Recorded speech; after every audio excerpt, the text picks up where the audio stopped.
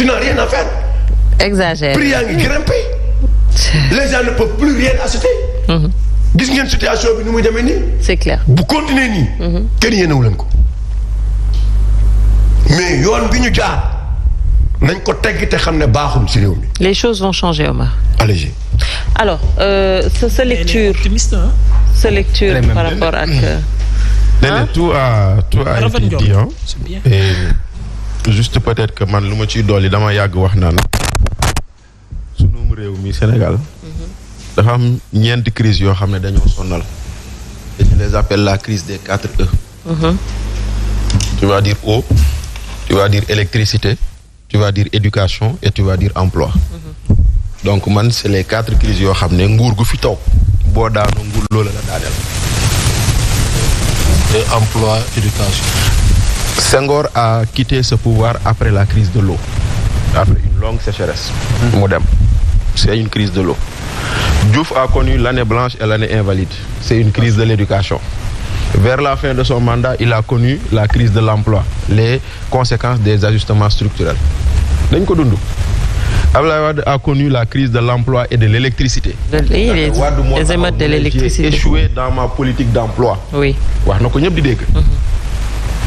Macky Sall est confronté à la crise de l'emploi. Moo waral on a cherché énormément de solutions. Mais malheureusement, comme je dis, des solutions politisées, inefficaces.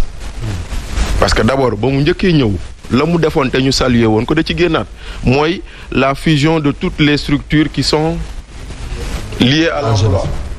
On avait ici OFEJBAN qui est devenu AGEP. On avait ANAMA, l'agence de recasement des marchands ambulants. Oui. On avait le FNPJ. On avait l'ANEJ. Loolu yëpp mu dajale ko créé ANPEJ. Tout le monde a salué. ñu dem ba ci biir ñu créé waat DER créé waat leneen donc tout le monde n'a pas eu le bon bout dans cette affaire.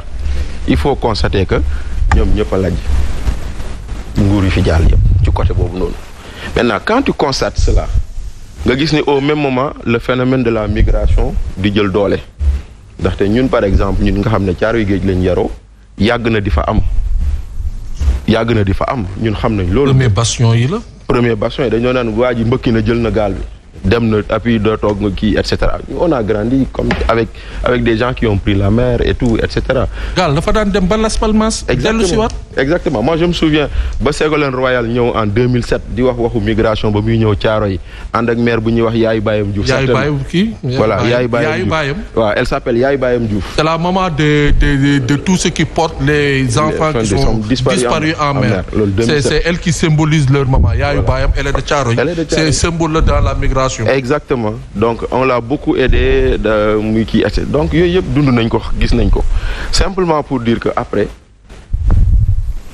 su Wade on a cherché à trouver des solutions y compris mooy lii nii mooy migration saisonnière donc il peut témoigner les premiers qui étaient partis c'était les naka laa koy tuddee mooy ñii nga xam ne c'était les parents des victimes du Joola ñoom la Wade njëkk a yóbbu dans cette affaire après mu dem ba ci biir ñu commencé politiciens yi dugal seen loxo. Effectivement.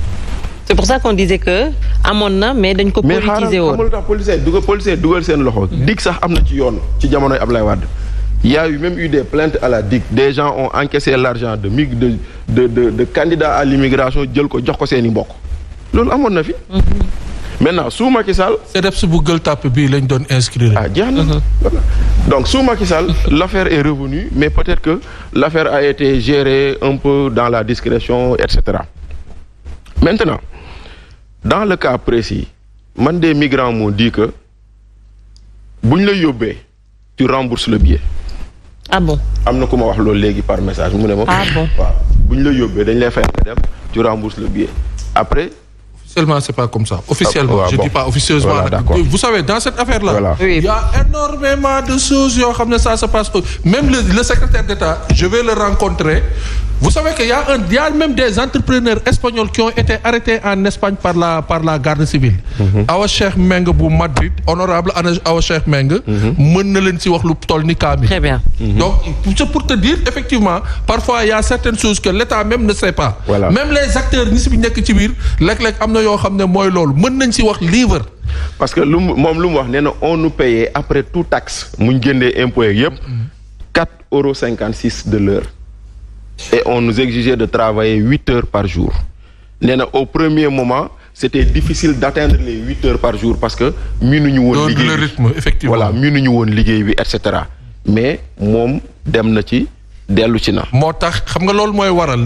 ñenn ñi di dem ñuy ne dañ leen di exploiter wala ils sont maltraités parce que boo demee si loo xam ne les conditions. ni muy amee fii béykatu fii béykat rek la. mais imagine ku dul béykat. ñu dugal la ci système boobu te tubaab nag doo lekk xaalisam ci neen. loolu mooy li am.